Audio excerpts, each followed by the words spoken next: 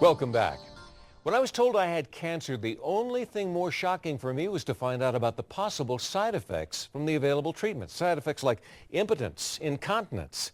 Well, I decided not to decide on a treatment for a while, and it paid off. Deciding what to do next was easy when I learned about something called three-dimensional mapping biopsy. It would not only find the prostate cancer, it would make the treatment more precise and more effective.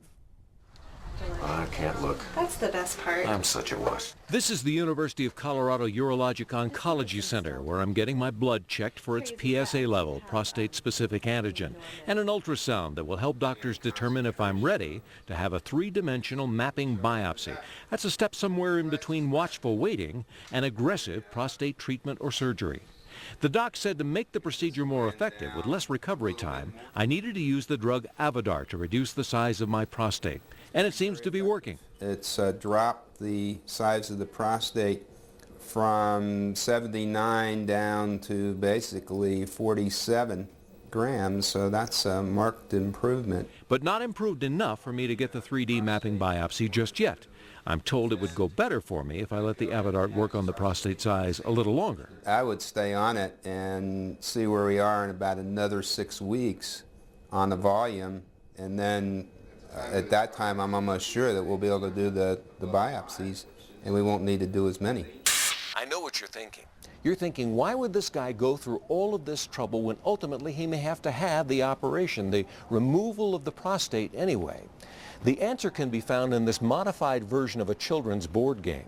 You see, for guys like me with low-level, low-threat cancer, the idea of an operation means these are your choices: removing the prostate or essentially killing the prostate. Choices that bring significant side effects. And that's why guys like me are asking, why can't they just target the cancer and get rid of it? When I first got prostate cancer, I thought that's probably what they did. They find where it is in your prostate, they cut it out, and you're done with it. 58-year-old real estate developer Jerry Lee of Boulder and his wife Donna saw my story on prostate cancer last November. In December, he was diagnosed with it, and he too was told he could do watchful waiting. Because I was fairly early in the process, and but that's not really what I do. I don't sit around and wait. Jerry and his doctor decided that he was a good candidate for 3D mapping biopsy.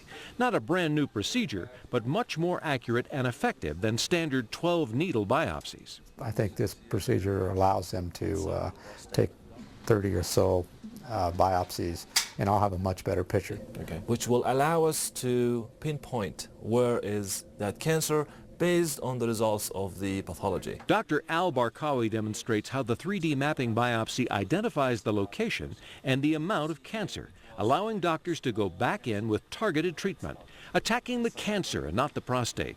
In a number of cases, the mapping biopsy finds more cancer than they knew was there. In this case particularly, we have advised the patient to go more aggressive based on the results we have on the mapping biopsy. So while Jerry is under mild anesthesia, doctors take their dozens of biopsies, and based on the results combined with 3D computer imaging, Jerry and his wife Donna can make a better informed decision on what to do next. As for me... So we'll see you in 6 weeks? Yes, sir. All right, so thanks very much. Take care. Okay. Now, the whole idea of making an informed decision about treatment might seem pretty obvious, but you would be surprised by the number of guys I've talked to over the last year who never got a second opinion and then chose surgery or other radical treatments without being offered any other options.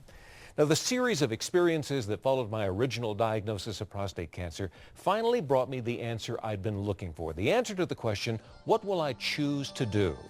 I'll share that and how I made that choice when Prostate Cancer, My Story, continues.